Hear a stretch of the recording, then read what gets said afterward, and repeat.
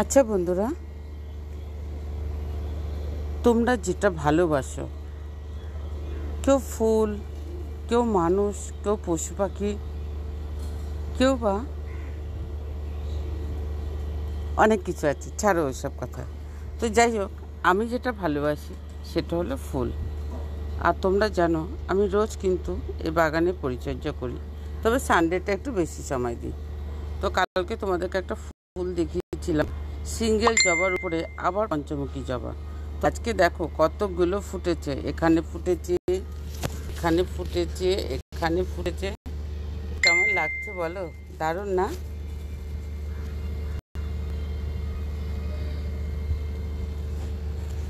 তোমরা তোমাদের ভালো লাগার জিনিসগুলো আমার সাথে শেয়ার করো। এটা তো রোজই ফোটে এবং প্রচুর ফুটেছে। দেখো, আমরা যে শুধু ফুলের বাগান লাগাই তা কিন্তু নয়। এই যখন ফুল হচ্ছে তখন কিন্তু এই যে প্রজাপতি, ছোট এক ধরনের পোকা আছে যারা কিন্তু এই ফুলের মধু খেয়ে জীবন কাটায়। তো এদের সুবিধার্থেও কিন্তু গাছ লাগানো উচিত, কারণ এরা নাহলে কিভাবে বেঁচে থাকবে, এদের জীবন ধারণ কীভাবে করবে?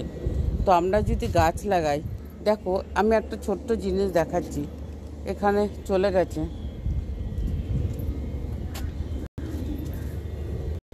এই যে দেখো, দেখাও, আমি তোমাদের দেখাচ্ছি।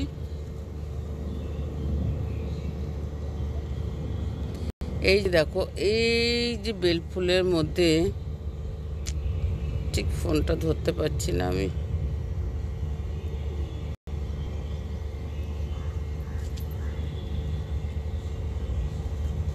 এই যে দেখো, এই বেল ফুলটার মধ্যে দেখাতে পাচ্ছি কি, এই বেল ফুলটার মধ্যে দেখো যে গুড়ি গুড়ি গুড়ি পিঁপড়ের মতো হয়েছে না, এরা কিন্তু জীবন ধারণ করে এই ফুলের মধু খেয়ে। দেখাতে পারলাম কি? দেখো, আমি একটু ক্যামেরাটা ধরে রাখি।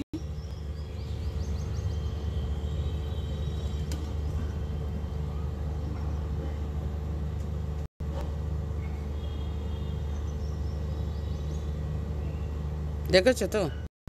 তাহলে আমরা শুধু গাছ লাগাবো নিজেদের প্রয়োজনে না, এদের ভালোর জন্যও লাগাবো।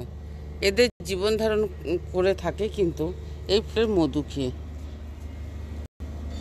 তো শুধু আমার জন্য নয়, আমাদের জন্য নয়, এদের জন্য কিন্তু আমরা গাছ লাগাবো অবশ্যই।